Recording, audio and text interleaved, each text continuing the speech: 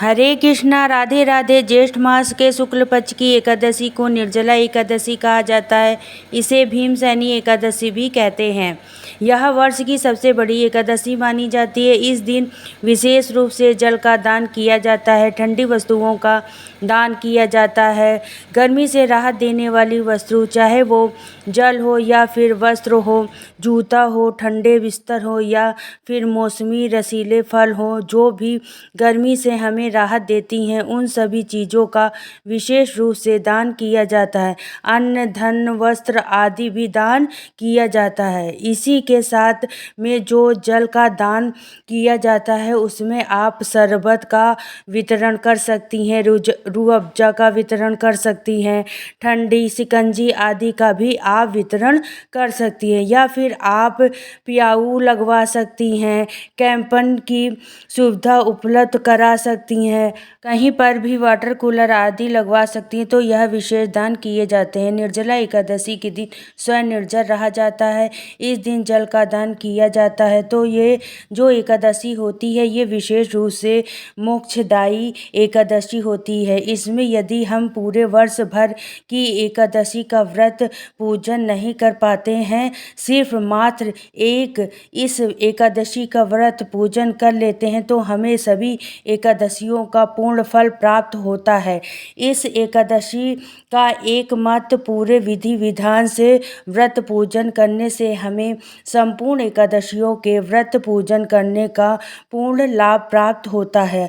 और इस भीमसेनी एकादशी भी कहा जाता है, क्योंकि भीम ने भी इस व्रत को किया था, जो कि व्रत नहीं रख सकते थे, परंतु उन्होंने पूरे वर्ष भी एक एकादशियों का पूर्ण करने के लिए इस एकादशी का व्रत किया था। निर्जला एकादशी के दिन हमें घड़े का दान करते हैं। विशेष रूप से घड़े का दान किया जाता है। देखिए, जहाँ पर घड़ा उपलब्ध नहीं है तो कोई बात नहीं, आप अन्य तरीकों से भी दान कर सकते हैं, परंतु जो परंपरा तरीका है वह है मिट्टी से बने हुए घड़े का दान करना। प्लास्टिक की बोतल आदि दान नहीं करनी चाहिए। बाकी सुविधा के अनुसार है, और जो परंपरा या तरीका है वह घड़े का दान करना, क्योंकि पुराने समय में घड़ों का ही प्रचलन था, कोई फ्रिज आदि नहीं था।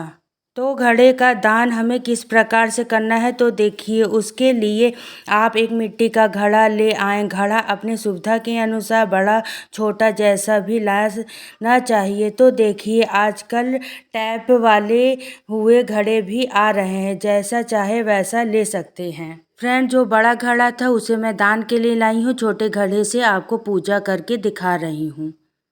पहले आप सफ़ेद तिल रख लीजिए, फिर उसके बाद अब हम घड़े की पूजन करके आपको दिखाएंगे। उस घड़े के अंदर शुद्ध जल भरे, पीने वाला जल हमको भरना है, और वो भी कंठ तक भरना है।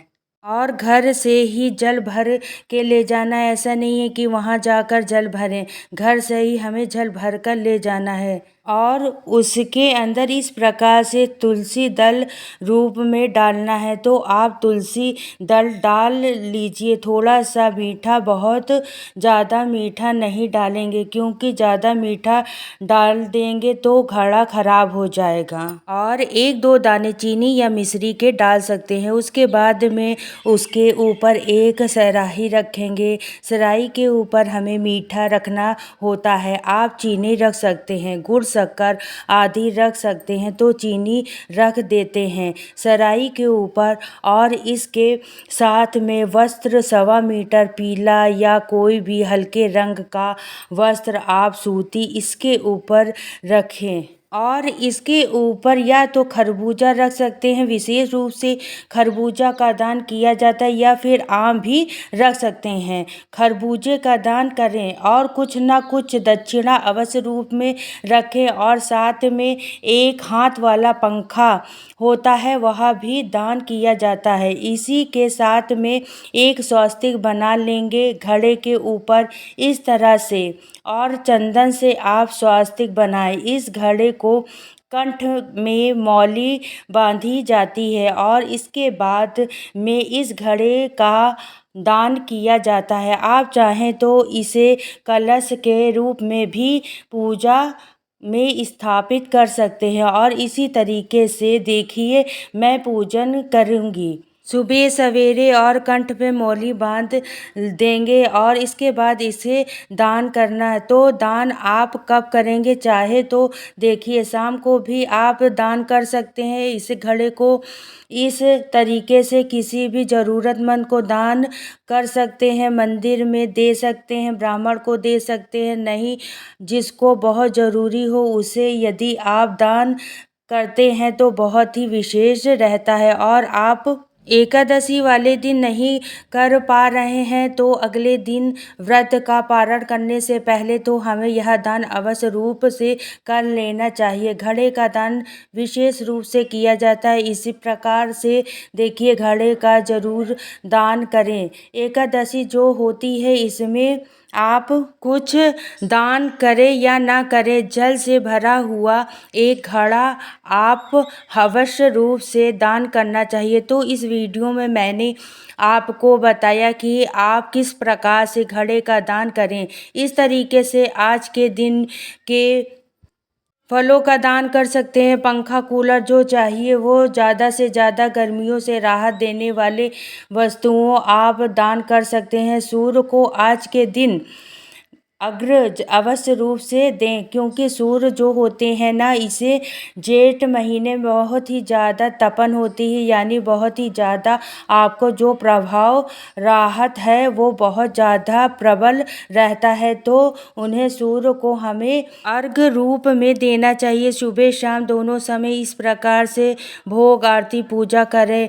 और जैसे सामर्थ्य हो आप वैसा व्रत करें। वैसे तो एकादशी का नाम ही निर्जला है, निर्जला ही व्रत करना चाहिए, परंतु यदि आपका सामर्थ्य नहीं है तो आप इस व्रत को जैसे चाहें अपनी सुविधा के अनुसार कर सकते हैं। परंतु हमें इस दिन व्रत पूजा अवश्य रूप से करनी चाहिए। निर्जला एकादशी के दिन आप कभी भी इस घड़े का दान कर सकते हैं, चाहे सुबह शाम कभी भी कर सकते हैं, नहीं तो द्वादशी वाले दिन व्रत के पारण से पहले तो हमें इस घड़े का दान अवश्य रूप से कर लेना चाहिए। तो ये तो कम से कम दान है, इससे ज़्यादा भी आप घड़ों का दान कर सकते हैं, परंतु एक घड़ा का दान इस प्रकार से तो हमें अवश्य रूप से करना चाहिए। निर्जला एकादशी की पूजा विधि का वीडियो चैनल पर आ चुका है, आप उस वीडियो को भी देख सकते हैं।